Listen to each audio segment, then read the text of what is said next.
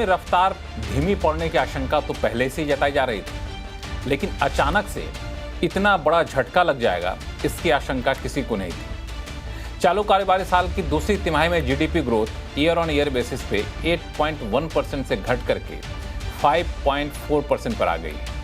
ये पिछली 7 तिमाहियों में ग्रोथ का सबसे निचला स्तर है। ज़्यादातर सेक्टर्स में गिरावट दिख रही है। ग्रोथ की स्पीड पर सबसे तेजी से ब्रेक लगाने में बड़ी भूमिका निभाई है माइनिंग ने, मैन्युफैक्चरिंग ने, कंस्ट्रक्शन, इलेक्ट्रिसिटी जैसे सेक्टर्स ने। इंडस्ट्रियल ग्रोथ की रफ्तार भी सुस्त पड़ी है। ग्रोथ के रास्ते में बढ़ती महंगाई को बड़ा रोड़ा माना जा रहा है। एफएमसीजी कंपनियों के नतीजों में इसकी झलक पहले ही दिख चुकी है। खासकर शहरों में कंजम्पशन में स्लोडाउन दिख रहा है। जीडीपी के आंकड़ों ने भी इसकी पुष्टि कर दी है।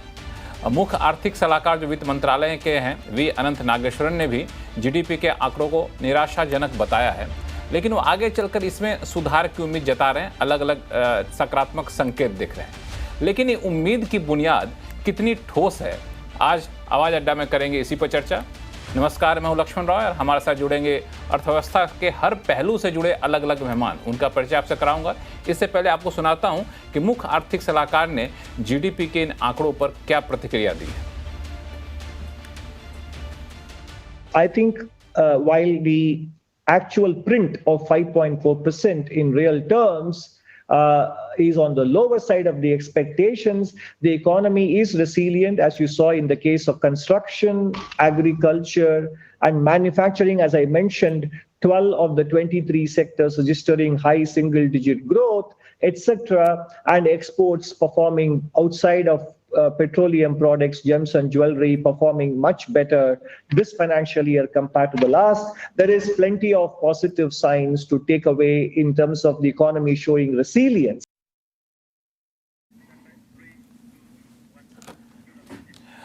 आज हमारे साथ चर्चा में इन्हीं सारे मुद्दों पर भाग लेने के लिए खास मेहमान जुड़ रहे हैं। कुछ ही देर में जुड़ेंगे नीति आयोग के पूर्व उपाध्यक्ष और पहले इंडिया फाउंडेशन के चेयरमैन राजीव कुमार, जो जुड़ चुके हैं। उनमें से हीरानंदानी ग्रुप के MD Niranjan Hiranandani, MK global financial services के chief economist Madhavi Arora, market expert Sunil Subramaniam साहब हैं और साथ में वरिष्ठ आर्थिक पत्रकार शुभमय भट्टाचार्य जी हैं। सबसे पहले मैं चलना चाहूँगा हीरानंदानी जी के पास। हीरानंदानी जी, ये जो जीडीपी के आंकड़े आए हैं, चूँकि आप सेक्टर से जुड़े रहते हैं, इंडस्ट्री से जुड़े हुए हैं, आपको इस तरह के स्लो डाउन वाकई पहले से ही दिखना शुरू हो गया था? आप लोग इसको एक्सपीरियंस कर रहे थे? लास्ट क्वार्टर में जरा कुछ धीमी हुई थी, लेकिन अब जो रिटर्न आ रही है देखा जाए तो दिवाली के बाद रियल एस्टेट और कंस्ट्रक्शन सेक्टर में बढ़ोतरी फिर दिख रही है। डिमांड ज्यादा आ रहे हैं और ये पीएमएवाई स्कीम का जो सरकार ने ऐलान किया है अफोर्डेबल हाउसिंग के बारे में, 1.5% जो इंटरेस्ट सबवेंशन दिया हुआ है प्राइम मिनिस्टर ने अफोर्डेबल हाउसिंग के बारे में, उससे भी मुझे एक नजरिया दिख रहा है कि अफोर्डेबल हाउसिंग क्षेत्र जिसके कारण ओवरऑल हाउसिंग के कम हुआ था वो अब रिटर्न हो जाएगा। तो मेरे अंदाज से जो लास्ट क्वार्टर की बात चल रही है वो बात सही है, थोड़ा कुछ कम हो रहा था और दिख रहा था, लेकिन दिवाली के बाद मेरे अंदाज से ये चेंजेस आए हैं और फिर भी इस सेक्टर में कंस्ट्रक्शन, रियल एस्टेट सेक्टर में बढ़ोतरी दिख रही है। और डिमांड के बारे में आप देखा जाए, इंडिविजुअल डिमांड कुछ सेक्टर्स में देखा जाए तो मेरे अंदाज से ये क्वार्टर जो है वो शायद प्रीवियस क्वार्टर को मेकअप कर जाएगा। आपको अंदाज दिखाऊं कि ओवरऑल रियल एस्टेट सेक्टर 9 महीने के अंदर ओवरऑल जो ग्रोथ हुआ है वो 10 to 12% है। तो ओवरऑल देखा जाए सिर्फ कंस्ट्रक्शन रियल सेक्टर उसमें कम नहीं हुआ, लेकिन हम समझते थे वो 12% से भी ऊपर चले जाएगा और ओवरऑल जीडीपी ग्रोथ को ऊपर ला सकता है। तो हम उम्मीद करते थे कि वो 7.5% है, क्योंकि कंस्ट्रक्शन और रियल एस्टेट बढ़ गया है उसके कारण, और ओवरऑल जीडीपी बढ़ जाएगा। लेकिन दूसरे सेक्टर्स को कम होने के कारण मैं देख रहे हैं कि ये ओवरऑल जीडीपी ग्रोथ कम हुआ है। इसमें निरंजन हीरानंदानी साहब, इसमें दरअसल जो सरकार की तरफ से दलील दी गई है, वित्त मंत्रालय के जो मुख्य आर्थिक सलाहकार हैं, उन्होंने एक लॉजिक और दिया है, और उस लॉजिक को क्या आप बाई करेंगे क्या? उनका कहना है कि कई सारे इन्वेंट्री बहुत ज़्यादा थी अलग अलग सेक्टर के, इस इन्वेंट्री की वजह से वो मैन्युफैक्चरिंग आपको दिखाने रियल ग्रोथ नहीं दिख रहा है, लेकिन अब इन्वेंट्री खत्म हो रही है तो वो ग्रोथ दिखेगा। लास्ट एक साल में रियल एस्टेट सेक्टर में देखा जाए तो इन्वेंट्री काफी कम हो गया है, लगभग 50% ओवरऑल कम हो गया है, बना अनसोल्ड स्टॉक्स अंडर कंस्ट्रक्शन। लेकिन आपकी बात सही है, मैन्युफैक्चरिंग इंडस्ट्रीज में काफी ये रिसेशन दिख रहा है, और जो ओवरऑल डिमांड रूरल एरियाज में है वो कम हो गया था। तो ओवरऑल देखा जाए तो आज की तारीख पे हम बता सकते हैं कि ये ओवरऑल जो ग्रोथ आ रही है वो कम नहीं होगा, लेकिन जो लास्ट क्वार्टर का कम होने का कारण जो है वो हम समझ नहीं पा रहे कि क्यों मैन्युफैक्चरिंग और दूसरे सेक्टर्स और रूरल एरियाज में कम हुआ है। बिल्कुल, ये सबसे बड़ा सवाल है। लेकिन कई अलग अलग जो फर्म थी, अलग अलग कंसल्टेंसी फर्म थी या फिर इकोनॉमिक फर्म थे, वो सब ने काम माना था कि स्लो डाउन आएगा। 6.7% जो था Q1 में वो घट करके 6.5% तक आएगा, लेकिन 5.4% आ जाएगा, इसकी आशंका या फिर कहें इसका अनुमान किसी ने भी नहीं जताया था। माधवी अरोड़ा, मैं आपसे पूछूंगा कि आप लोगों का क्या एस्टिमेट था? ये बिल्कुल चौंका दिया आप सब लोगों को? तो हम लोग भी we were working with 6.3% growth, तो थोड़ा स्ट्रीट से कम ही था, मगर और हमारा मैन्युफैक्चरिंग का भी ग्रोथ कम था, मगर clearly this shock was not expected. While we were looking at the poor earning data as a big indicator for a disappointing manufacturing, but clearly a massive slip जो था सेक्टर का, that was not wasn't envisaged from our end as such. So that was a big shock for us. I mean, apart from that, ठीक है, mining, construction generally सितंबर quarter में कम ही होता है, because बारिश का सीजन था और सरकार भी स्पेंडिंग अपना सितंबर से ही शुरू करी थी। वी वर एक्सपेक्टिंग थोड़ा सा टेपिड रहेगा ही, मगर वी वर नॉट एक्सपेक्टिंग कि इतना नीचे जाएगा, 6% के भी नीचे it could slip, which basically means कि आपका even to match a 6.5% GDP growth for the whole year, second half का asking rate आपका 7% से भी ऊपर होगा, which is now looking to be a tough task to really achieve. In fact, आपका nominal GDP growth quarter का 8% है, पूरे साल का, पूरे फर्स्ट हाफ का 8.9% है। सरकार ने अपने बजट में भी बहुत ही मॉडेस्ट नंबर लिया था, 10.5% का पूरे साल के लिए। उसको मैच करने के लिए भी now मुझे 12% से ऊपर का ग्रोथ चाहिए।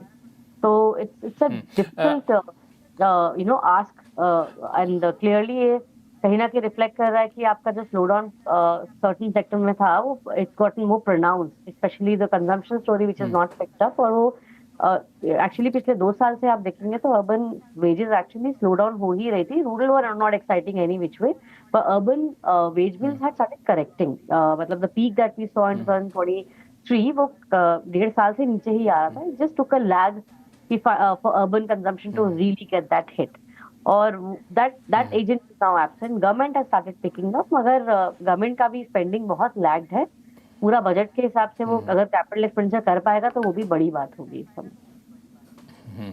बिल्कुल, यहाँ पे मैं सुनील सुब्रमण्यम साहब को जोड़ना चाहूँगा। सुनील जी, क्या लगता है जिस तरीके से चाइना फैक्टर की वजह से एफआईज निकल के जा रहे थे, मार्केट में डमाडोल जैसी स्थिति थी, अब धीरे से मार्केट संभलने की कोशिश कर रही थी, लेकिन ये जीडीपी के आंकड़े और ज़्यादा निराशा करेंगे निवेशकों को? बिल्कुल नहीं, मैं मानता हूँ, क्योंकि मार्केट एक लीड इंडिकेटर होता है। ये जो आपने अर्निंग्स में डाउनग्रेड देखे हैं और स्टॉक मार्केट में करेक्शन आई है, ये वाली बात को ऑलरेडी मार्केट ने फैक्टर कर लिया था, और हर कंपनी जो अपनी क्वार्टरली नंबर्स पेश कर रही थी उससे ही ऑटोमेटिकली एक डाउनवर्ड रिवीजन हो गया था। तो मार्केट ने ये एंटिसिपेट किया। मार्केट के लिए ये जो सितंबर वाली डेटा है ये पुरानी डेटा है, मार्केट उसको भूल चुकी है। अभी आने वाले तिमाही में और साल में क्या होने वाला है उसी पे मार्केट का ध्यान होगा, और मैं 2-3 नंबर यहाँ पर पेश करूंगा क्यों मैं कह रहा हूँ कि मार्केट में इतना ज्यादा इंपैक्ट नहीं होगा। फर्स्ट इज, आप सितंबर तिमाही के बाद अक्टूबर वाली डेटा देखें तो मैं कुछ डेटा आपको पेश करता हूँ। कि रिटेल पैसेंजर व्हीकल सेल्स और टू व्हीलर सेल्स दोनों 32% अक्टूबर महीने में बढ़े हैं, नंबर 1। नंबर 2, आप देखें तो जीएसटी कलेक्शन अक्टूबर महीने की करीबन 1.87 लाख करोड़, यानी अक्टूबर 2017 से जो ये सीरीज शुरू हुई थी उसमें सेकंड हाईएस्ट मंथली जीएसटी की कलेक्शन है। और तो एग्रीकल्चर में भी ये तिमाही के नंबर में देखिए एग्रीकल्चर का नंबर्स अच्छे थे, तो इस क्वार्टर में उसका इम्पैक्ट दिखेगा। सेकंड, दिवाली था अक्टूबर एंड में, तो फेस्टिवल सीजन का इम्पैक्ट भी इस तिमाही के नंबर में आएंगे। तो मेरे ख्याल में मार्केट ने बैड न्यूज को ऑलरेडी फैक्टर करके करेक्शन आ चुकी है।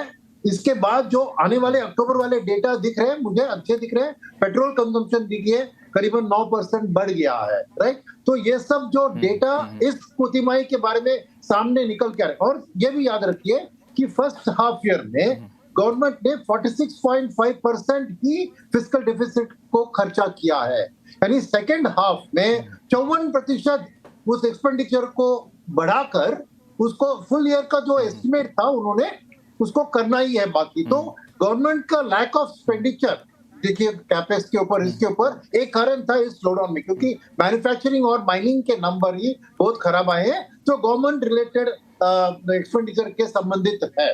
तो ये सब मैं कहूंगा कि गवर्नमेंट के जो खर्चा बहुत कम था फर्स्ट क्वार्टर में, सेंट्रल इलेक्शन था, फिर सेकंड क्वार्टर में भी उतना बड़ा नहीं।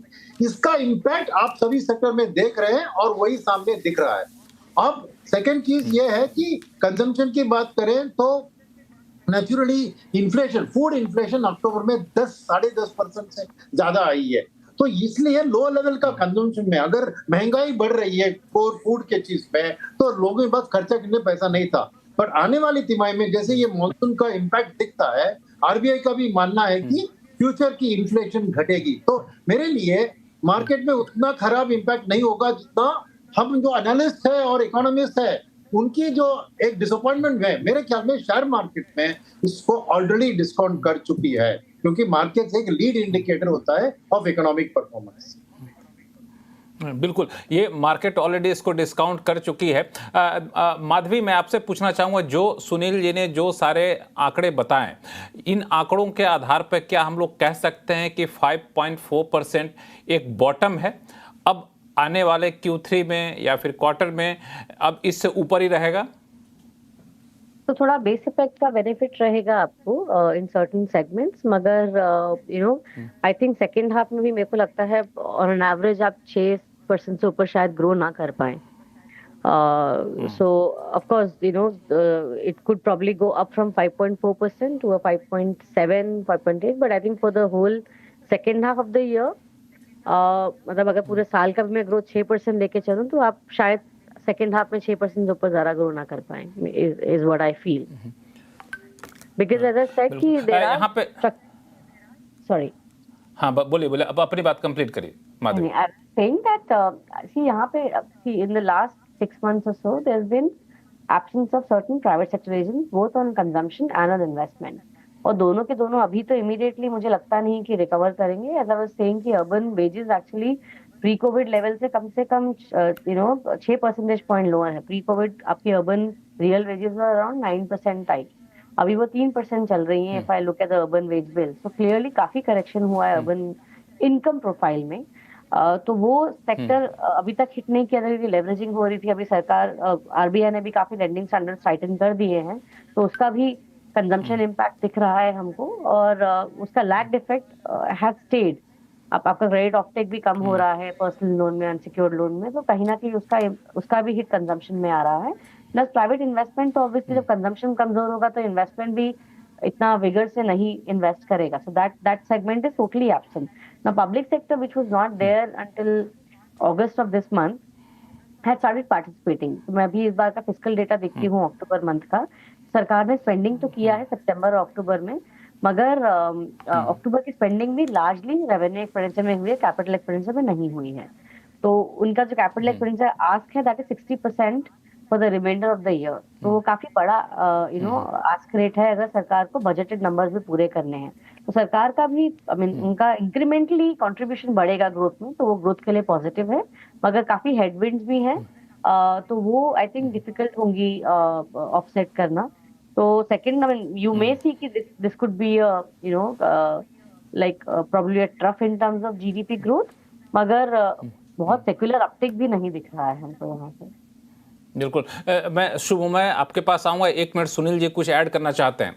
सुनील सुब्रमण्यम साहब, आपने शॉर्ट टर्म जीडीपी फोरकास्ट की बात करी तो बेस्ट इंडिकेटर होता है पीएमआई, परचेसिंग मैनेजर इंडेक्स, और अभी अभी अक्टूबर के आंकड़े जो सामने आए हैं उसमें मैन्युफैक्चरिंग का 57.5 आया है कंपेयर टू 56.5 और सर्विसेज का 58.5 आया है कंपेयर टू 57, यानी दोनों मैन्युफैक्चरिंग और सर्विसेज पीआई 1% बढ़ चुके हैं अक्टूबर ओवर सितंबर।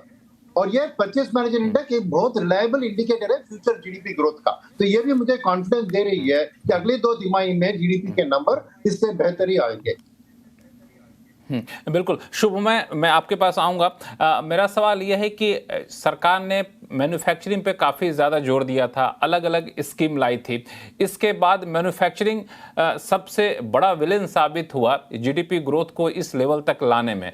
आपको क्या लगता है कि इलेक्शन, मॉनसून, ये सब एक वजह थी जिसकी वजह से थोड़ी सी यहाँ पे नकारात्मक संदेश गया है? आने वाले चीज़ों में अब ये बेहतर हो पाएंगी?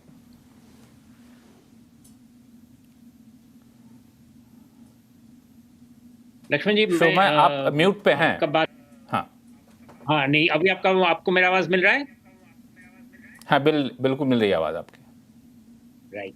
तो मैं ये कह रहा था कि मैन्युफैक्चरिंग की जो बात आप कर रहे हैं वो और जो सीजनल फैक्टर्स है दोनों अलग अलग है और उसको मैं अलग अलग से देखता हूँ। मैन्युफैक्चरिंग में सरकार की जो एफर्ट्स हैं कई सारे सेक्टर्स में, जिसका आपने भी बहुत तबीयत से रिपोर्टिंग किए हैं, काफ़ी डिटेल्स दिए हैं, वो उन सबका इम्पैक्ट अभी आने में टाइम लगेगा। वो seasonal quarter to quarter growth rate में उसका फर्क नहीं दिखता है और दिखेगा भी नहीं, जिसलिए मुझे लगता है कि मैन्युफैक्चरिंग की जो नंबर्स लो आए हैं वो इंटरेस्टिंग है, क्योंकि जीडीपी जो क्वार्टर ऑन क्वार्टर का जो डेटा आता है वो बेसिकली आईआईपी नंबर्स पर ही तैयार होता है, जैसे आप जानते हैं।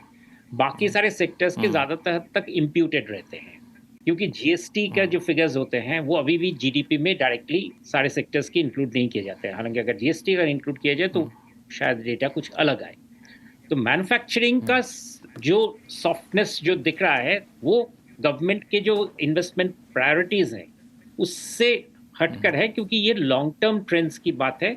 शॉर्ट टर्म में क्वार्टर ऑन क्वार्टर मैन्युफैक्चरिंग किस तरह का फ्लक्चुएट कर रहा है उसके ऊपर ही ये जीडीपी का डेटा है। और सीधा साफ है कि चूंकि वो काफ़ी manufacturing was a shocker this time, इसलिए जीडीपी रेट इतना कम आया है। तो दिस इज मोर और लेस जीडीपी का ट्रेंड का बेसिक वजह अगर आप देखें। इंटरेस्टिंग चीज ये है कि ये स्लो डाउन की अगर हम बात करें, स्लो डाउन एक क्वार्टर में स्थापित नहीं होता है, जिस तरह से एक क्वार्टर में रिसर्जेंस भी नहीं आता है। इसीलिए मैं लास्ट क्वार्टर में जो अपबीट नंबर्स आए थे सिर्फ उन्हीं के बेसिस पे हम ये मानने के लिए तैयार नहीं थे कि इकोनॉमी में रिवाइवल आ चुका है। ठीक उसी तरह से I am not willing to given economy में सडनली एक तरह से like bottom has dropped out of the market, ऐसा dropped out of the economy, ऐसा भी नहीं है। द इकोनॉमी में कंपेयर टू लास्ट फिस्कल, इस साल इकोनॉमी में the growth rates are muted, कम है ऑलमोस्ट हर क्षेत्र में। और जैसे आप इन्वेस्टमेंट की बात कर रहे थे कि government investment, central government investment first quarter में बिल्कुल ही कम था, सेकेंड क्वार्टर में बढ़ा है। इनफैक्ट आप फर्स्ट क्वार्टर और सेकेंड क्वार्टर में अगर आप देखें तो इन्वेस्टमेंट में गवर्नमेंट का जो ग्रॉस फिक्स्ड कैपिटल फॉर्मेशन है वो काफी जंप है, 45% है, बट फर्स्ट क्वार्टर के में वो और बहुत ही कम था। यानी कि वो चीज बढ़ने, लेकिन उसके बढ़ने के बावजूद भी जो नंबर्स आए हैं वो मुझे बताता है कि थर्ड क्वार्टर में जाके इनका इफेक्ट आएगा। गवर्नमेंट का जो लैग्ड इन्वेस्टमेंट थर्ड क्वार्टर में जाकर के इनका इफेक्ट आएगा थर्ड क्वार्टर में चल के। बिल्कुल। राजीव कुमार जी हमारे साथ जुड़ चुके हैं, जो कि नीति आयोग के पूर्व उपाध्यक्ष हैं और पहले इंडिया फाउंडेशन के चेयरमैन भी हैं। राजीव कुमार सर, आपका स्वागत हमारे शो में। हम लोग अब तक चर्चा कर रहे थे जीडीपी के जो ये आंकड़े आए हैं उसके पीछे दरअसल वजह क्या है और क्या अब ये बॉटम आउट होता हुआ दिख रहा है। मैं आपसे सीधा सवाल लेकर के आऊँगा, इन आंकड़ों के पक्ष में या फिर आंकड़ों को सपोर्ट करने के लिए सरकार की तरफ से खासतौर से मुख्य आर्थिक सलाहकार ने जो दलील दी, उनमें उनका कहना था कि बाहर के फैक्टरी बहुत ज़्यादा जिम्मेदार थे। यूएस में इलेक्शन हो रहा था, कई जगह युद्ध जैसे हालात थे, ये सब वजह थी जिसकी वजह से हम इस लेवल तक आ पाए हैं। तो आपको लगता है कि ये जो एक्सटर्नल फैक्टर है वो अब धीरे धीरे सॉफ्टन होता जा रहा है और आने वाले दिनों में हम इसका इफेक्ट देखेंगे सकारात्मक तौर पे? नमस्कार लक्ष्मण, मुझे ये बात मुख्य आर्थिक सलाहकार की ठीक लगती है कि इस पूरे क्वार्टर में जो था वो एक वैश्विक रूप से वैश्विक स्तर पर काफ़ी इंस्टेबिलिटी थी, काफ़ी अस्थिरता थी, काफ़ी जगह बहुत कुछ हो रहा था। इसलिए अगर आप सारे ही कंट्रीज़ का देखें, जीडीपी ग्रोथ देखें सेकेंड क्वार्टर में, इस क्वार्टर में खासतौर से, तो वो सभी का कम होता नज़र आया है और हिंदुस्तान उसमें जो है करीब करीब सबसे ऊपर ही है। और आगे और इसमें क्योंकि यूएस इलेक्शन हो गया, मानसून आ गई, लड़ाइयाँ दो बहुत ज़बरदस्त लड़ाई चल रही है वगैरह, सप्लाई चेन जो थे वो काफ़ी जो है वो मैसअप हो गए सब जगह से। तो इसकी वजह से ये जो ग्रोथ रेट है वो हमारा ही कम हुआ है, मगर एक्सटर्नल सेक्टर की वजह से कम हुआ है। ये बात ठीक ही लगती है। और क्योंकि अक्टूबर के आंकड़े जो मैंने अभी देखे थे हाल में, वो है कि वो उसमें सब में ही करीब करीब उछाल आया है और ग्रोथ आई है। तो अगर इसलिए आप अप्रैल टू अक्टूबर का आंकड़ा देखें और जो है वो और जुलाई सितंबर से उसको मिलाएं, तो आप देखेंगे कि अप्रैल से 6 महीने का जो आंकड़ा है वो थोड़ा बेहतर है बनिस्बत सेकंड क्वार्टर के, जो कि ये दर्शाता है कि हमारी जो बॉटमिंग थी हमारी इकोनॉमिक ग्रोथ की, वो मेरे ख्याल में ख़त्म हो गई। और हमें उम्मीद करना चाहिए कि थर्ड क्वार्टर और फोर्थ क्वार्टर में हमारी अर्थव्यवस्था फिर से जो है वो और तेज़ी से बढ़ी अभी भी 5.2 से है। तो ऐसा नहीं है कि बिल्कुल ख़त्म ही हो गई है, मगर और आगे बढ़ेगी मेरे खासतौर से, क्योंकि अब खरीफ का जो अनुमान आया है बड़ा अच्छा आया है कि एग्रीकल्चर ग्रोथ का अच्छी बढ़ गई, तो इससे रूरल डिमांड बढ़ जाएगी। रूरल डिमांड में थोड़ा पिकअप हुआ ही है, 2 व्हीलर्स और 3 व्हीलर्स की जो सेल्स हैं वो बढ़ी हैं अक्टूबर में। तो मुझे लगता है कि अक्टूबर के जो, और एक आखिरी चीज़ लक्ष्मण की, जो हमारी PMI है मैन्युफैक्चरिंग के लिए और सर्विसेज के लिए, दोनों ही जो है वो 55 के ऊपर हैं अब, और 50 के ऊपर जब होती है तो कहते हैं कि एक्सपेंशन होगा उन सेक्टर्स में। इन सब चीज़ों को देखते हुए मुझे यकीन है कि जो हमारा जो मतलब the worst is behind us, और आने वाले दिनों में हमारी अर्थव्यवस्था में तेज़ी आएगी और बढ़ोतरी होगी। बिल्कुल, मैं अभी आऊँगा निरंजन हीरानंदानी जी के पास, जो कि हीरानंदानी ग्रुप के MD हैं, लेकिन उससे पहले राजीव सर आपसे एक सवाल और कि इन सारे पॉजिटिव इंडिकेटर को आपने देखा, अभी सुनील सुब्रमण्यम साहब थे, उन्होंने भी पॉजिटिव इंडिकेटर बताए, लेकिन जो आंकड़े अभी सरकार की तरफ से निकाले गए हैं उसमें अभी भी जो कंजम्पशन है या फिर डिमांड है वो खास तौर से अर्बन इलाकों में अभी भी थोड़ा सा सबड्यूड है, मतलब उस तरीके से बहुत उत्साह वहाँ पर देखने को मिल नहीं रहा है। तो ये कंसर्न अभी भी है और इस कैसे दूर होगा, इसके कोई संकेत अभी मिल नहीं रहे हैं। ये कितनी बड़ी चिंता राजीव जी? इसमें ये बात है कि हमारा पोस्ट कोविड पीरियड था, उसमें अर्बन डिमांड का एक्सप्लोजन हुआ था बिल्कुल, क्योंकि बल्कि सप्रेस डिमांड थी, बहुत तेजी से बहुत बढ़ी थी, और उस तेजी से उसको बढ़ते रहना मेरे ख्याल में असंभव ही था। तो इसलिए वो थोड़ा धीरा हो गई है। अगर ये हीरानंदानी जी जरूर बताएंगे कि रियल एस्टेट में वो डिमांड फिर से बढ़ने लगी है। अभी मैं हाल में ही एक फैमिली अवार्ड फंक्शन में था, या CNBC का जो रियल एस्टेट अवार्ड था उसमें था, उसमें सब जगह से ये सूचना आ रही है कि रियल एस्टेट की जो है वो मांग फिर से बढ़ रही है, प्राइसेस फिर से बढ़ रहे हैं, जो कि दिखाता है कि अर्बन डिमांड भी अब थोड़ा सुदृढ़ होने लगी है। एक आखिरी चीज में ये कि जो वेज ग्रोथ है वो उतनी नहीं है अभी अर्बन में जितनी होना चाहिए, जिससे कि डिमांड और बढ़े। तो ये जो, और खासतौर से इसीलिए मनीष अग्रवाल जैसा कहते हैं कि हिंदुस्तान में it is not an unemployment but a wages problem. तो अगर वो वेज लेवल हमारे बढ़ जाएंगे, और जो कि PLFS दिखाता है कि बढ़ रहे हैं, और उसमें जो है वो अनएम्प्लॉयमेंट भी कम हो रहा है, तो मुझे लगता है उसकी वजह से अर्बन डिमांड में भी जो है वो जरूर दृढ़ता आएगी और अर्बन डिमांड भी आगे बढ़ने लगेगी।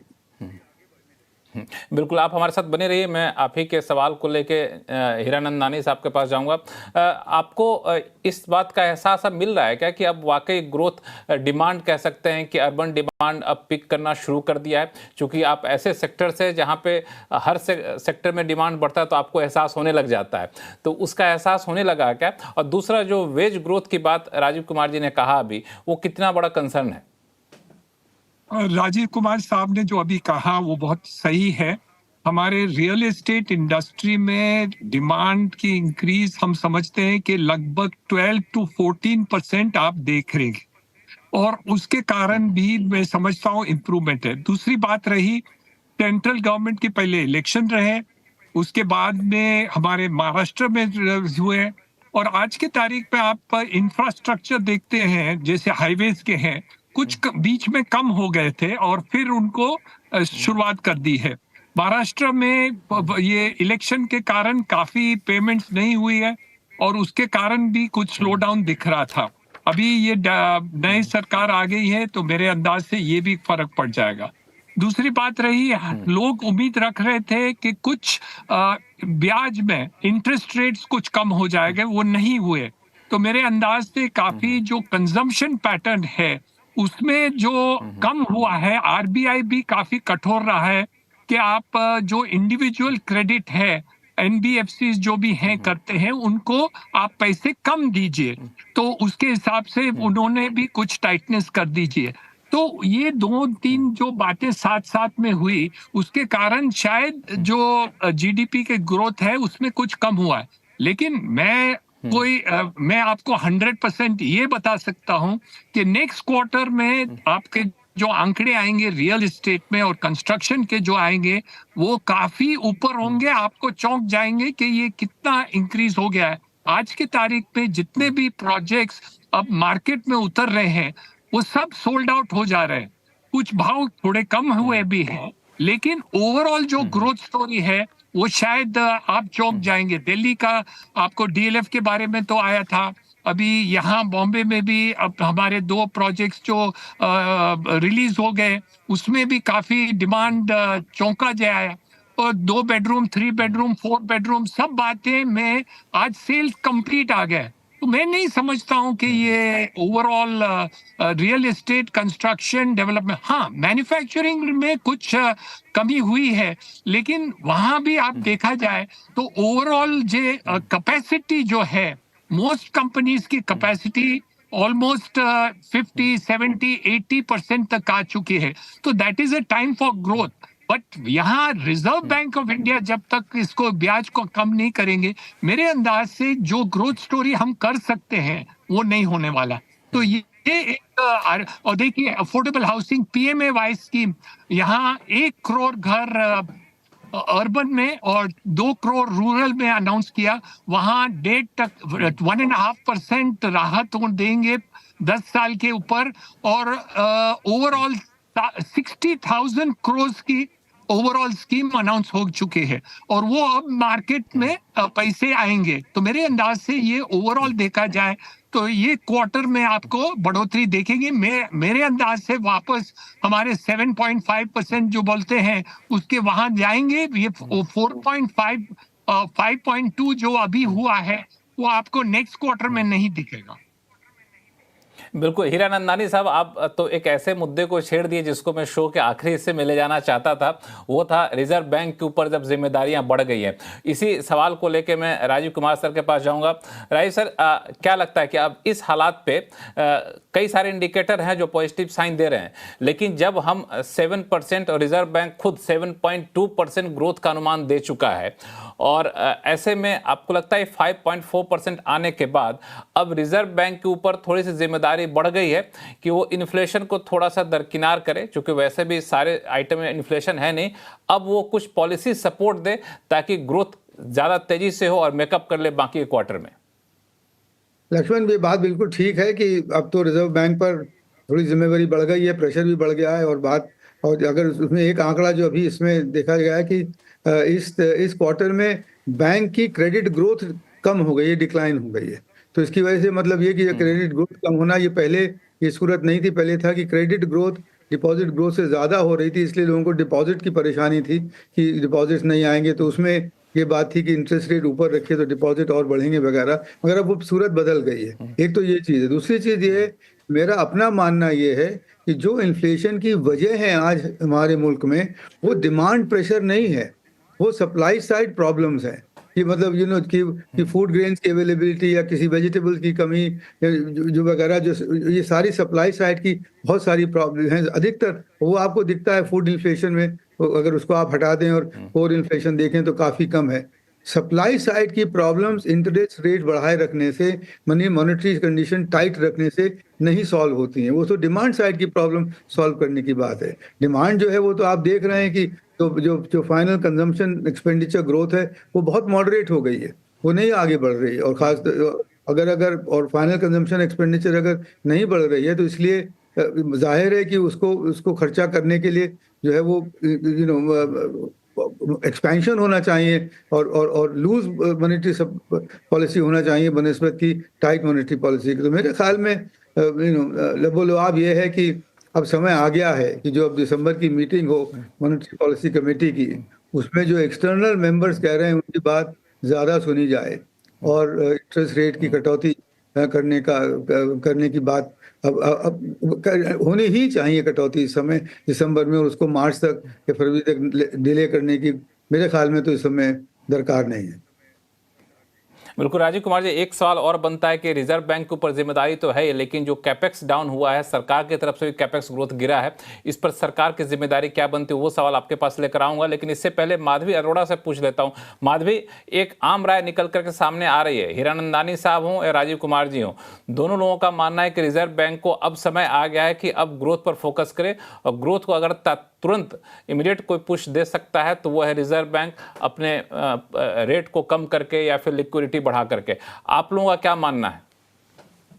तो क्लियरली आरबीआई थोड़ा ज्यादा एस्टिमेट कर रहा था ग्रोथ को। पिछले एक साल से हम लोग काफी लो थे ग्रोथ में, हमारा अपना फोकस 6.5% था। ऑलमोस्ट एक साल से हम लोग envisage कर रहे थे कि the consumption in urban sector is likely to slow down given the way the urban wages were slowing, and it has played out specifically the last 6 months or so। और उसका काफी रीजन ये भी था कि आरबीआई ने आज जो अनसिक्योर्ड लेंडिंग स्टैंडर्ड्स टाइट किए हैं, that has clearly hit the consumption at the same time जब urban income profile भी थोड़ा सा कम हो गया है। As I was saying कि urban wages on a real basis are now probably growing less than 3% versus say 8-9% on an average in the pre-COVID period। तो concoction of 2 or 3 things of which RBI का काफी role रहा है, जहाँ पे उसने जो लेवरेजिंग हो रहा था उसे काफी और टाइटन किया for the house hold sector. तो मेरे ख्याल से रेट कट से ज्यादा आरबीआई और हायर रिलेटिवली हायर रेट से ज्यादा आरबीआई का कंट्रीब्यूशन रहा है नेट फाइनेंशियल लेंडिंग्स को टाइटन करने का, which has basically led to much lower unsecured lending or personal loan growth in general। I think apart from cutting rate, whenever RBI starts to commence the rate cut cycle, I think उनको थोड़ा सा ease करना पड़ेगा regulatory norms को भी, जहाँ पे थोड़ा risk taking abilities of banks as well as NBFCs could actually increase to ensure that some kind of a household leveraging or credit offtake is still there in the system, because India में credit penetration अभी भी काफी लो ही है। तो मेरे ख्याल से थोड़ा वहां से टाइटनिंग ज्यादा हो गया था। Rate cut clearly somewhere it is required, but I am not sure कितना डीप साइकिल होगा रेट कट का, because inflation is still a worry at this point in time. और फूड इन्फ्लेशन इस बार जरा ड्रैग हो गया है। जनरली नवंबर month में आप वेजिटेबल प्राइसेस का इतना हाई इतना महंगाई नहीं देखते हैं इन पेरिशेबल गुड्स। वो काफी ज्यादा हिट करेगा आरबीआई के फोरकास्ट को। तो प्रॉब्लम क्या, वो स्टैगफ्लेशनरी इशू आ गया, because inflation is still sticky, in fact it's gone up. In fact अभी भी मैं मंडी प्राइसेस देख रही हूँ तो food inflation is a big worry. On the other hand आपका ग्रोथ स्टोरी अब थोड़ा टेपर हो गया है। आरबीआई तो 7% के ऊपर काफी लंबे समय से फोकस करके रखा था। क्लियरली अब उनसे अगले हफ्ते जब वो मिलेंगे, when the RBI meets for its policy, they will clearly be cutting their growth forecast। Will that lead to an immediate rate cut? I'm not sure, but definitely it is adding a new layer of discussion within the RBI, that their reaction function has to now sort of accept the fact that they were looking at a much higher growth story than was the case। तो clearly pressurise करता है RBI को। Immediately होगा कि नहीं rate cut मुझे पता नहीं, मगर शायद regulatory norms in terms of एक दबाव बनेगा। हाँ बिल्कुल। ये रेगुलेटरी नॉर्म्स जो है लेंडिंग पैटर्न को लेके ये एक बड़ा मुद्दा रहा है। पिछले कई क्वार्टर से मैं देख रहा हूँ समय समय पे एनबीएफसी जो माइक्रो फाइनेंस इंस्टीट्यूशन हैं उन सब के लेंडिंग नॉर्म्स को काफ़ी ज़्यादा सख्त किया है आरबीआई ने। इसका असर वाकई ग्राउंड पे दिख रहा है, इस पर मैं आऊँगा। लेकिन एक सवाल मैं सुनील सुब्रमण्यम साहब आपसे लेना चाहूँगा कि ये जो आरबीआई से रेट कट की उम्मीदें अब बढ़ गई है, आपको क्या लगता है कि दिसंबर मीटिंग में इस पे फैसला लेगा आरबीआई, या फिर आपको लगता है कि अगले मीटिंग तक टल जाएगा ये? नहीं, बिल्कुल रेट कट नहीं होगा इस बार। फूड इन्फ्लेशन 11% के करीब है अक्टूबर में, और एक क्वार्टर में ग्रोथ की जो कमी हुई है वो मैन्युफैक्चरिंग और माइनिंग के कारण हुई है। बाकी आप देखें even private consumption last year से अभी 6% compare to last year was about 4%। और इसीलिए, और अगर रेट की कट की बात है डिमांड को ग्रो करने के लिए, तो रेट सेंसिटिव सेक्टर दो में पॉइंट आउट करूं। इस क्वार्टर में कंस्ट्रक्शन सेक्टर जो रियल एस्टेट रेट सेंसिटिव होता है 7.7% ग्रोथ हुआ है। सेकंड, मैंने अक्टूबर में आपको ऑटोमोबाइल जो सब ईएमआई पर ही खरीदते हैं वहां पे 32% का पैसेंजर से टू व्हीलर और पैसेंजर व्हीकल का सेल्स हुआ है। तो मेरा ये मानना नहीं है कि रेट के कारण ग्रोथ नहीं हो रही है। इनफैक्ट प्रॉब्लम क्या है, इन्फ्लेशन का प्रॉब्लम जो है उसके कारण कंज्यूमर सरप्लस कम हो रहा है। तो बॉटम ऑफ द पिरामिड में आपको कंजम्पशन घट रही है, मगर हाई वैल्यू आइटम्स जैसे घर और बड़ी गाड़ियां ये तो बिक रही है, तो वहां पे कोई रेट्स का इम्पैक्ट नहीं आएगा। तो मेरे ख्याल में मिनिस्टर के जरिए और मार्केट के जरिए दबाव जरूर है आरबीआई के ऊपर रेट कट करने के लिए, मगर आरबीआई का मेन फोकस इन्फ्लेशन है और अभी भी सीपीआई का 6.2 है, उनके कंफर्ट जोन से बहुत बहुत आगे है। तो ये दिसंबर 6 में शायद वो लिक्विडिटी के बारे में कुछ कर सकें, क्योंकि आज नेगेटिव लिक्विडिटी, क्योंकि आरबीआई अपना लिक्विडिटी को रुपये को डिफेंड करने में इस्तेमाल कर रही है, तो थोड़ा लिक्विडिटी का शॉर्टेज है, थोड़ा लिक्विडिटी के बारे में थोड़ा ईज करने की अकोमोडेशन कुछ कर सकती है। मगर दिसंबर 6 के पॉलिसी में बिल्कुल रेट कट नहीं होगा।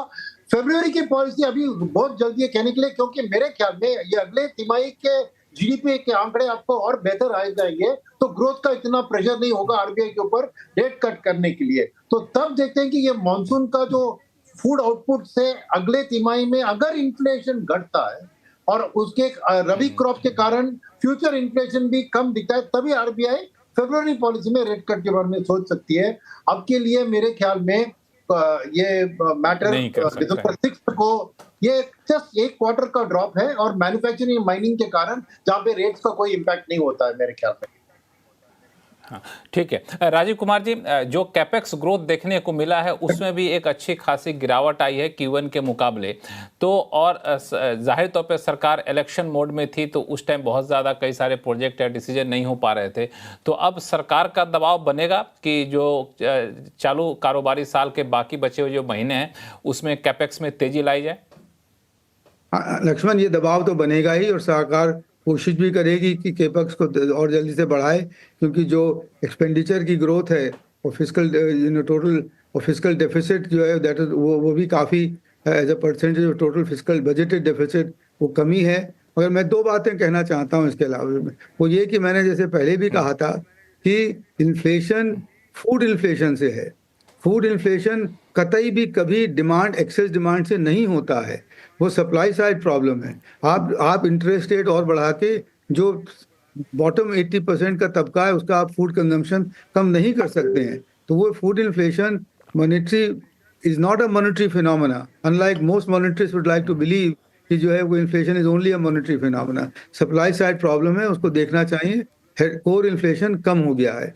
दूसरी चीज ये है कि पब्लिक केपेक्स कभी भी ग्रोथ को बहुत देर तक ट्रिगर और सस्टेन नहीं कर सकती। It is the private investment which is going to be the driver of, जो कि जो निजी निवेश है उसी को बढ़ाने की जरूरत है, और उसके लिए क्या करने की अभी जरूरत है उसको हमें देखना चाहिए।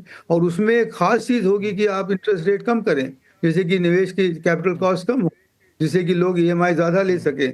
और अगर टॉप ऑफ द मार्केट, जैसे सुब्रमण्यम साहब कह रहे थे कि अभी 4 व्हीलर्स वगैरह में ग्रोथ ज़्यादा है, मगर ये भी तो है ना कि जो बॉटम ऑफ द मार्केट है, जो 2 व्हीलर्स हैं और जो छोटी गाड़ियां हैं और जो छोटे घर हैं, उनकी भी तो डिमांड अगर नहीं बढ़ेगी तो मेरे ख्याल में जो ये सिर्फ टॉप ऑफ द पिरामिड की डिमांड से तो ग्रोथ इकॉनमी नहीं बढ़ पाएगी, और ना कैपेसिटी यूटिलाइजेशन बढ़ेगा। तो इस समय निजी निवेश को तेज करने की आवश्यकता है। पब्लिक केपेक्स जो था बढ़ेगा थोड़ा बहुत, मगर वो केवल वो सिर्फ 30% होता है, 70% तो निजी निवेश होता है। तो इसलिए मेरी राय में तो इस समय रिजर्व बैंक को दिसंबर में ही रेट कम करना चाहिए और लिक्विडिटी भी थोड़ी सी रिलैक्स करना चाहिए। बिल्कुल निरंजन साहब, 1 मिनट आपके पास आ रहा हूँ, हमें ब्रेक लेना पड़ेगा क्योंकि बार बार प्रोड्यूसर साहब कह रहे हैं ब्रेक पे चले जाइए। ब्रेक के बाद तुरंत लौटता हूँ, फिर मैं आपके पास आऊँगा हीरानंदानी साहब। लौटते छोटे से ब्रेक के बाद, कहीं जाइएगा नहीं।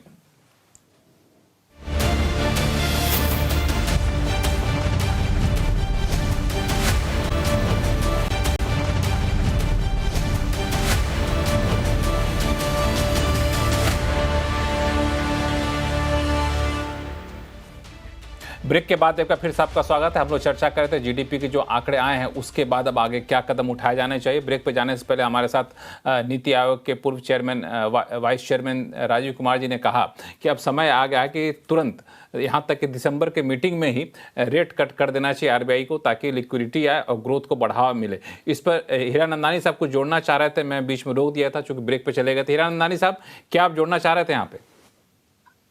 जो राजीव कुमार साहब ने बताया है वो बहुत ही सही बात है जी। क्योंकि हमारे क्षेत्र में जहां कंस्ट्रक्शन और रियल एस्टेट के सेल्स बढ़ गए हैं, लेकिन 40 साल के मेरे अनुभव में मैं कह सकता हूं कि मेरे लाइफ में पहली बार अफोर्डेबल हाउसिंग क्षेत्र का ग्रोथ नेगेटिव रहा है। ऐसे कभी भी 40 साल के अंदर नहीं हुआ है। वो एक इंटरेस्ट रेट ज्यादा होने के कारण ही है कि वो ईएमआई आज के तारीख में, पहले 2 साल पहले 3 साल पहले 6.5% ब्याज पर हमारा अफोर्डेबल हाउसिंग क्षेत्र का सेल हो रहा था। आज के तारीख में 8.5 8.7.5 हो रहा है। ईएमआई 20% बढ़ गए हैं और वो आज के तारीख में अफोर्डेबल हाउसिंग को अनअफोर्डेबल हाउसिंग बना दिया है। तो मेरे अंदाज से, जैसे राजीव कुमार साहब बोले थे कि आप टॉप ऑफ द पिरामिड, आपका सेल बढ़ गया है, ऑटोमोबाइल सेल भी लग्जरी सेक्टर में बढ़ गया है, लेकिन अफोर्डेबल सेक्टर में कम हो गया है। वो भी आप देखिए। तो मेरे अंदाज से जब तक आप नहीं करेंगे। नंबर 2 बात जो राजीव कुमार साहब ने कहा वो बहुत सही है। आप बता रहे हैं कि फूड इन्फ्लेशन बढ़ा हुआ है, कि आप ब्याज बढ़ाने से आपका फूड इन्फ्लेशन कम नहीं होने वाला है, वो सप्लाई साइड प्रॉब्लम है। तो हम आज के तारीख में जो माध्यम हम इंटरेस्ट रेट हाइक के हिसाब से फूड इन्फ्लेशन को कंट्रोल करना चाहते हैं, वो अब नहीं हो सकता। तो मेरे अंदाज से दोनों कारण एक है कि आपको lower end of the economy को आपको सपोर्ट करना है। हाँ, लग्जरी सेक्टर में आपको जो बढ़ोतरी दिख रही है वो तो होने वाला ही है, उसमें कोई प्रॉब्लम नहीं है और दो मत नहीं है, और वो सेल हो रहा है। लेकिन हम कह सकते हैं कि आपको अफोर्डेबल हाउसिंग की बढ़ोतरी, आप जब तक ब्याज नहीं काम करेंगे वो नहीं करेंगे। You are housing for all का जो ऑब्जेक्टिव प्रधानमंत्री का है, वो जब तक आप ब्याज कम नहीं करेंगे आप पूरा नहीं कर सकेंगे। और हम ये रियल एस्टेट में अनुभव देखा है, और मैं तो चौंक गया। ये 1 साल में कभी भी अफोर्डेबल हाउसिंग सेक्टर 40 साल में कम नहीं हुआ था, वो लास्ट 1 साल में हुआ है उनका ग्रोथ। तो मेरे अंदाज से ये पॉलिसीज हमारे प्रॉब्लम क्रिएट कर रहे हैं, वो इकोनॉमी पर जो नेगेटिव भार लगा हुआ है उसको लेने की बहुत ही आवश्यकता है। बिल्कुल, ये आपने बिल्कुल सही कहा और बहुत चौंकाने वाले आंकड़े आपने दिए कि 40 साल के अनुभव में कभी भी अफोर्डेबल हाउसिंग नेगेटिव ग्रोथ में नहीं गया था, वो अफोर्डेबल हाउसिंग नेगेटिव ग्रोथ में जा रहा है। शुभमय भट्टाचार्य, क्या आपको लगता है कि अब समय आ गया है, जो एक बेसिक डिमांड शुरू हुई है या कहें डिबेट शुरू हुआ है, कि अब इंटरेस्ट रेट को आप फूड इन्फ्लेशन से मत देखिए, क्योंकि ब्याज दरें बढ़ा करके टमाटर, आलू, प्याज के दाम तो अब कम कर नहीं सकते? ब्याज दरें बढ़ तो नहीं है, पॉइंट ये है कि ब्याज दरें कट नहीं रही है, कम नहीं हो रहा है। लेकिन मेरा कहना ये है कि अगर इंटरेस्ट रेट्स में अगर कमी किया जाए तो उससे इमीडिएट इफेक्ट किस सेक्टर्स में आएंगे, इमीडिएट सेक्टर, और उनसे ग्रोथ रेट में इमीडिएट रिकवरी होगी या नहीं। मुझे लगता है ये दोनों चीजें पहले समझने से पहले इन्फ्लेशन रेट को इन ब्याज दर को कट करने से फायदा नहीं है। ब्याज दर, रेट ऑफ इंटरेस्ट, ये जुड़ा हुआ है इकोनॉमिक एक्टिविटी में। अगर इन्फ्लेशन, अगर मुद्रास्फीति अगर कम नहीं हो रहा है तो उस वक्त में ब्याज दर काटने से एक, जिसे कहते हैं adding fuel to the fire हो जाता है। चाहे वो हम सप्लाई शॉक साइड शॉक कहें या डिमांड साइड शॉक से ना जुड़े, जैसे भी, बट इस वक्त that will be very risky. मेरा कहना ये है कि वेज ग्रोथ, जब तक वेज रिकवरी, मोनिका जी कह रही थी वेज रिकवरी जब तक सस्टेन नहीं होता है तब तक आपके कंजम्पशन बहुत ज़्यादा नहीं बढ़ रहे हैं, and that is a primary weakness economy का। दूसरा चीज़ इस वक्त है कि मैं पहले भी जो मैं कह रहा था कि अप साइड था, अभी लो डाउन हुआ है। इससे डेटा से ये पता चलता है कि इकोनॉमी में अभी भी स्टेबिलिटी ग्रोथ की तरफ नहीं आया है। उसका वजह कुछ और है, वो है लॉन्ग टर्म मैन्युफैक्चरिंग सेक्टर में इन्वेस्टमेंट्स नहीं हो रहा है। उसका कारण कुछ और है। हमारे देश में इलेक्ट्रिसिटी, रोड्स एंड स्किलिंग का जो प्रॉब्लम है, जिस वजह से मैन्युफैक्चरिंग के बहुत ज़्यादा सिग्नल्स नहीं आए हैं, वो प्रॉब्लम्स रिकवर करना गवर्नमेंट के लिए ज़्यादा ज़रूरी है। Quarter on quarter growth rate में फ़र्क से अगर गवर्नमेंट अपना पॉलिसी सेट करे तो वो खतरनाक होगा। इस साल growth rate in any case पिछले साल के कंपैरिजन में कम रहेगा। एग्जैक्टली कितना कम होगा वो हम डिबेट कर सकते हैं, लेकिन उसके लिए अगर आरबीआई इस वक्त अगर रेट कट करना जाए तो वो अननेसेसरली इकोनॉमी में फर्दर प्रेशर लाएगा। अगले तिमाही में आप देखेंगे स्टेट्स, हम सेंट्रल गवर्नमेंट की बात करें, स्टेट्स प्रैक्टिकली कोई भी कैपिटल इन्वेस्टमेंट नहीं किए हैं और उनका सारा कैपिटल इन्वेस्टमेंट बाकी है। वो बाकी जो है, वो जो रिकवरी है, वो जो इन्वेस्टमेंट है, वो जैसे ही मार्केट में आएगा आपको एक बम्प अप मिलेगा। लेकिन उससे तभी भी ये सिद्ध नहीं होगा कि GDP has started accelerating. GDP में कंजम्पशन की जो वीकनेसेस हैं, इन्वेस्टमेंट्स में जो लॉन्ग टर्म रिकवरी की जो वीकनेसेस हैं, उसके तरफ काम करने की ज़रूरत जो है वो मैं मानता हूँ सरकार सही काम कर रहे हैं कि pushing away the cobwebs, ease of doing business, बहुत सारी चीज़ें कर रहे हैं। बट रेट ऑफ इंटरेस्ट काट के इस वक्त हम उस पोजीशन पे नहीं पहुंच सकते। हम वो प्रॉब्लम को मिसडायग्नोसिस करेंगे कि किस लिए जीडीपी का इस तिमाही में कम हुआ है, जब मोरले सारे पैनलिस्ट ही मान रहे हैं कि इन्हीं के नेक्स्ट क्वार्टर में रिकवरी हो जाएगा। तो आरबीआई रेट कट करके, मुद्रास्फीति कम रेट कट करके क्या फायदा, क्या चीज हासिल कर लेगा? उल्टा इजी मनी आके इन्फ्लेशन में an additional round of pressure develop कर सकता है, जो इस वक्त हमें कतई नहीं चाहिए। तो इम्पोर्टेंट एक बजट आने वाला है और उस बजट को देखते हुए आरबीआई अपना स्टेडीनेस रखे मॉनेटरी पॉलिसी में। इन्फ्लेशन में अगर सप्लाई साइड शॉक्स जो रेनफॉल की वजह से बहुत सारा हुआ था वो रिमूव हो जाएगा तो अपने आप इन्फ्लेशन कम होगा। तो then RBI will be in a better position to see through, जिसे कहते हैं हम, कि किस सिचुएशन में हम हैं, मुद्रास्फीति में कोर इन्फ्लेशन का क्या हाल है, और तब आप बाकी सारे सेक्टर्स की जो डिमांड की जो रिकवरी है वो देख सकते हैं। सुनील सुब्रमण्यम जी ने बहुत सही कहा था कि जो सीजनल सेक्टर्स हैं जैसे कंस्ट्रक्शन वगैरह, उसमें तो कोई खास कंस्ट्रक्शन कमी नहीं आई थी, तो उसमें मुद्रास्फीति cut, rate of interest cut करके हम क्या फायदा कर लेंगे। सो मेरा कहना है कि इस वक्त एक चीज पॉजिटिव्स ज्यादा है, चांसेस है कि इकोनॉमी में रिकवरी आएंगे, बिकॉज सेंट्रल गवर्नमेंट के और खासकर स्टेट गवर्नमेंट्स के बहुत सारे इन्वेस्टमेंट्स अभी आने वाले हैं, वो जरूर आएगा। और सेकेंडली जो वीकनेसेस आए थे सप्लाई चेन में वो कम हो जाएंगे बिकॉज मॉनसून का इफेक्ट कम हो गया है। एंड थर्ड, जो मैन्युफैक्चरिंग के बहुत सारे प्लान्स जो ऑन द अनाउंस हो रहे हैं वो जैसे जैसे आते जाएंगे इकोनॉमी में बेनिफिट, उस तरह से इकोनॉमी में एक बेनिफिट आएगा। एक बात जो मैं जाऊंगा सुनील सुब्रमण्यम साहब के पास कि आपकी बातों से मुझे लगता है अधिकांश हमारे पैनलिस्ट सहमत निकले, माधवी हो या फिर शोमा हो, कि अभी तुरंत रेट कट नहीं करना चाहिए। लेकिन एक बात जो माधवी कह रही थी कुछ देर पहले, उस पर मैं आपका कमेंट चाहूँगा सुनील साहब कि इंटरेस्ट रेट को घटाने से ज़्यादा जो ये दिक्कत आई है वो आई है कि लेंडिंग के नॉर्म्स को ज़्यादा सख्त किए गए हैं, भले ही कंप्लायंस को फॉलो करने के लिए ही, लेकिन ये लेंडिंग के नॉर्म्स सख्त करने का असर आपको दिख रहा है क्या उस तरीके के बैंकिंग सेक्टर पे, एनबीएफसी सेक्टर पर, चूंकि आप इन डेटा को तो काफ़ी नज़दीक से देखते हैं?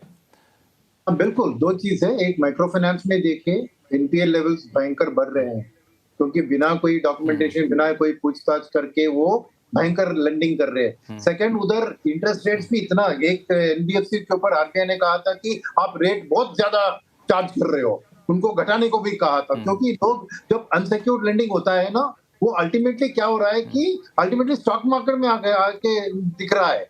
बहुत से लोग अनसिक्योर्ड लोन लेके स्टॉक मार्केट में निवेश कर रहे हैं, तो वो प्रॉब्लम है। तो आरबीआई की जो एक्शंस थी, जरूर ये माइक्रो फाइनेंस, एमएफआई सेक्टर और वहाँ रिटेल लेंडिंग के ऊपर जरूर एक दबाव आया है, और इसीलिए उनके स्टॉक्स, शेयर्स, अर्निंग्स गाइडेंस सभी में उसका असर दिख रहा है। तो जरूर ये इम्पैक्ट है। वही मैं कह रहा हूँ कि आरबीआई खाली ग्रोथ के पीछे नहीं भागेगी, वो एक डिसिप्लिन, एक प्रूडेंशियल आरबीआई होना चाहिए ना।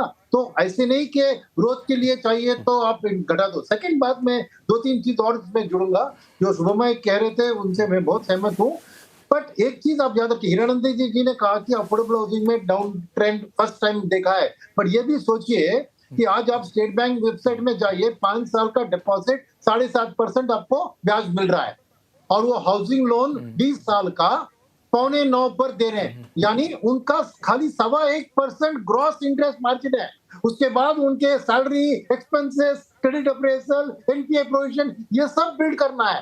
तो ये नहीं है कि अभी आरबीआई ने रेट कट किया। और एक बात याद रखना, आरबीआई रिपो रेट को कट करती है, वो शॉर्ट टर्म लेंडिंग 90 डेज वाली बात है। 10 साल, 20 साल, 5 साल, 3 साल वाले लोन में demand and supply he decide करेगा। ये आरबीआई का रेट कट आके तुरंत उधर नहीं दिखेगा, क्योंकि उस सेगमेंट में उनको डिमांड और सप्लाई कैसा है उस हिसाब से वो चलता है। तो आरबीआई का रेट कट इमीडिएटली आपको हाउसिंग लोन में या कॉर्पोरेट लेंडिंग में रेट कट होगा, ये मत समझिए, वो भी नहीं होगा। तीसरी बात यह है कि आरबीआई भी फॉरवर्ड लुकिंग होती है। अभी आप देख रहे ग्रोथ जो हो गया तो बैड है, क्या आने वाले संकेत खराब है? नहीं, मैंने बहुत से डेटा सबको दिखाए जिससे दिख रहा है कि अक्टूबर से अच्छी बात चल रही है। और ये भी मैं देखता हूँ कि domestic air passenger traffic almost 9.6% बढ़ी है कंपेयर टू 3% इन सितंबर। और हमको पेट्रोल कंजम्पशन, रेल फ्रेट भी बढ़ गया अक्टूबर में। एक्सपोर्ट्स 25% अक्टूबर में, 25% ग्रोथ है एक्सपोर्ट्स में कंपेयर टू सितंबर में 6.5। तो आंकड़े भी ये बता रहे हैं कि आने वाली तिमाही में ग्रोथ अच्छी होगी, तो आरबीआई को भी इतना ग्रोथ का फिक्र नहीं होगा। सेकंड, जो शुभमय कह रहे थे कि इस हालत में हाई इन्फ्लेशन जो नंबर प्रिंट हो रहा है, वो जाके इंटरेस्ट रेट कट करेंगे, तो वो adding fuel to the fire है, राइट। और तीसरी बात है कि ग्रोथ को अगर और आगे बढ़ाना है वो गवर्नमेंट के हाथ में। जैसे कहा कि सप्लाई साइड की इन्फ्लेशन है, उसे से ग्रोथ भी सप्लाई, अगर गवर्नमेंट अपना कैपेक्स का खर्चा शुरू करेगी तो अपने आप मल्टीप्लायर इफेक्ट से इकोनॉमी में ग्रोथ आ जाएगी। तो ये आरबीआई के हाथ में नहीं है, ये सभी बोझ आरबीआई के ऊपर डालना बहुत गलत है। ठीक है, मैं एक मिनट सुनील जी, मैं चूंकि समय समाप्त हो रहा है मेरे शो का, मैं माधवी के पास जाऊंगा। माधवी, ऐसे जंक्शन पे आरबीआई तक तो बात ठीक है, लेकिन गवर्नमेंट पॉलिसी को भी आप लोग फॉलो करते हैं, यहाँ पे किसी भी तरह के पॉलिसी इंटरवेंशन की जरूरत महसूस हो रही है? As one of my panelists was talking about, the government के पास ऑलरेडी बहुत पाइपलाइन है स्पेंड करने का, वही वो पूरा कर दे तो गनीमत होगा अभी तो फिलहाल, because they are lagging in terms of the catch up, right. So as I was mentioning, अगले 6 महीने, अगले 4 महीने में 60% से ऊपर उनको कैपेक्स करना पड़ेगा growth to match their own budgeted numbers. वो उनका जो आस्किंग रेट ही बहुत हाई है स्पेंडिंग के लिए at this point in time. तो अगर वो अपना फिस्कल स्पेंडिंग प्रोफाइल ही पूरा कर ले, वो ही बड़ी बात होगी अभी के लिए। मगर क्लियरली अगर ये बहुत प्रोनाउंस्ड होता है slow down, so they may think about certain tweaks here and there in say income taxes, but I don't think immediately कुछ आप policy measures देखेंगे except for government accelerating its spend. That's the first defense that they could play, I think. हाँ बिल्कुल, मुझे लगता है कि सब लोग इस बात पे सहमत हैं कि ये जीडीपी के जो आंकड़े आए हैं इसको लेके बहुत ज़्यादा निराशा होनी नहीं चाहिए, क्योंकि ये अभी एक कह सकते हैं बॉटम आउट आता हुआ दिख रहा है। कुछ अस्थायी वजहों से ये आंकड़े आए हैं, लेकिन आने वाले दिनों में कई सारे पॉजिटिव संकेत हैं जिसको लेकर के उम्मीद बेहतर की जा सकती है। और जाहिर तौर पे रिजर्व बैंक और सरकार पर भी नज़र रहेगी कि वो इस तरफ कुछ और कदम उठाएं। भले ही रिजर्व बैंक अभी ना उठाए, आगे चल कर उठाए, सरकार कैपेक्स में ज़्यादा तेज़ी लाए। इन सारी उम्मीदों के साथ शो को मैं यहीं ख़त्म करूंगा। आप सभी मेहमानों का बहुत बहुत शुक्रिया हमारे शो में जुड़ने के लिए। आवाज़ अड्डा में फिलहाल इतना ही। देखते रहिए CNBC आवाज़। नमस्कार।